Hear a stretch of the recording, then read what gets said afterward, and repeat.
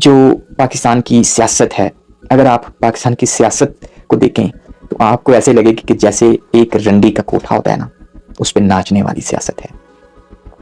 मेरे पाकिस्तान के अंदर भी कुछ अदारे ऐसे हैं, कुछ जिनको ये लोग कहते हैं ये कंपनी फलां कंपनी, वो मुल्क तो हार सकती है, लेकिन अगर किसी को इलेक्शन जिताना हो तो जितवा देती है, हारती नहीं है। इमरान खान साहब ने ऐसा कौन सा जुर्म कर दिया कि उसको इतनी बड़ी सजा दी जा रही है? अगर आप पाकिस्तान की हिस्ट्री देखें, पाकिस्तान की सियासत देखें, आपको अंदाजा होगा। चाहे कोई नून लीग है, चाहे कोई पीपल्स पार्टी है, चाहे कोई भी जमात है, सब जमात के अपने अपने रिश्तेदार, कोई मिनिस्टर है, कोई वजीर खजाना है, कोई फलां है, कोई फलां है। नून लीग की अगर आप मिसाल ले लेंगे तो आपको बखूबी अंदाजा हो जाएगा। सिर्फ वर्कर जो हैं वो सिर्फ धक्के खाते हैं, सिर्फ धक्के खाते हैं, बस नारे लगाते हैं, जियो भुट्टो, शेर आया, बस यही करते हैं। दर हकीकत में वो लोग अंदर से खोखले हो चुके हैं, उनके अंदर कुछ भी नहीं है। और बाज़ औक़ात तो लोग ये सियासत के लिए अपने बहन भाइयों को छोड़ देते हैं, रिश्तेदारों को छोड़ देते हैं। इमरान खान को लगभग कोई 23-24 साल हो गए इस फील्ड में वर्क अच्छा कर रहे हैं। कुछ लोग कहते हैं ये इमरान खान जब वज़ीर आज़म बना उसको स्टैब्लिशमेंट लेके आई, फौज लेके आई, बातें होती हैं ना। लेकिन 23 साल उस बंदे ने स्ट्रगल की और इस मकाम तक पहुंचा।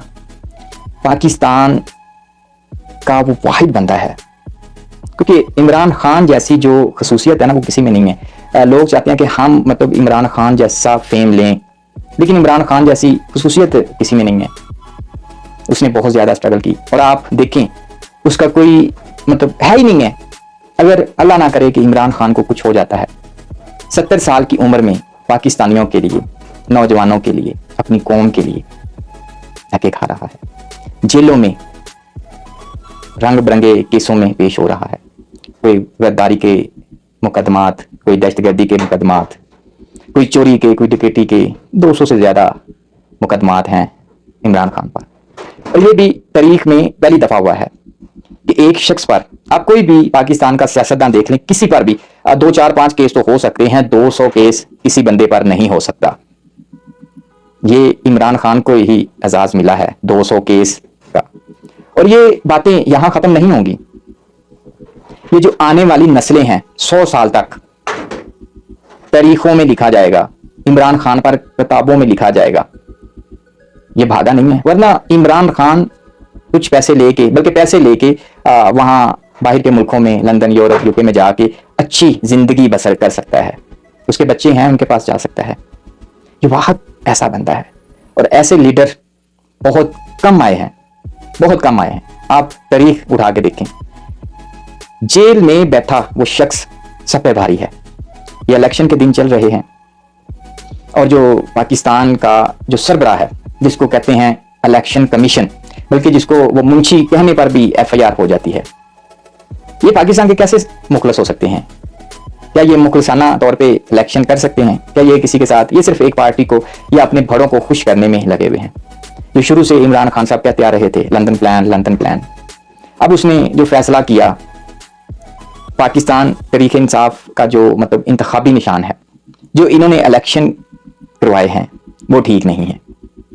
इस वजह से मैं इनका जो इंतखाबी निशान बल्ला है वो छीन रहा हूं, अब इनके पास नहीं रहूंगा। ये एक जो प्री प्लान है, ये लंदन प्लान का एक हिस्सा था। और सेम इमरान खान आज से 1 साल 2 साल पहले भी ये लंदन प्लान का जिक्र करते आ रहे थे, सेम वही काम होता रहा। ये कैसे पाकिस्तान के साथ मुखलस हो सकते हैं कि जी इलेक्शन अनाउंस कर दिए गए और इंतखाबी निशान भी छीन लिया। और सुप्रीम कोर्ट ऑफ पाकिस्तान के जो इमरान खान साहब का जो जेल ट्रायल चल रहा है, साइफर वाला, उसमें जी जमानत दे दी कि इमरान खान साहब जो है ना मासूम है, कोई इन पे सीन नहीं हुआ। तो कुछ लोगों का कहना था कि जी ये जो इमरान खान साहब ने खत और जो साइफर ऐसे लहराया था, उससे जो इंडिया वाले थे वो बड़ा खुश हुए थे। जो आप अभी पाकिस्तान में कर रहे हैं, जो पाकिस्तान में अभी कर रहे हैं, क्या इससे इंडिया, क्या बल्कि पूरी दुनिया को नहीं पता कि आप लोग क्या कर रहे हैं? लेकिन हमारी अना, हमारी मैं इधर जाए, बस पाकिस्तान में 70 सालों से यही होता रहा है क्या इमरान खान का जो इंतखाबी निशान बल्ला है, अगर ये ख़त्म कर देते हैं, इमरान खान का जो वोट है इतना मजबूत है, इमरान खान कहे या इमरान खान की क़यादत कहे ये एक कुत्ता है, ये मैंने पाला है, वो जिसको वैसे वो शुरू भी इमरान खान साहब ने रखा हुआ था। अगर इमरान खान मरियम नवाज, नवाज शरीफ, शहबाज शरीफ के मुकाबले में उस शेरू कुत्ते को खड़ा कर देगा तो लोग उस कुत्ते को वोट डालेंगे। ये मरियम नवाज की तो बात है, जो सनम जवेद को जेल में इन्होंने बंद किया हुआ है, वो भी गद्दार है, पाकिस्तान की रियासती अदारों की गद्दार है।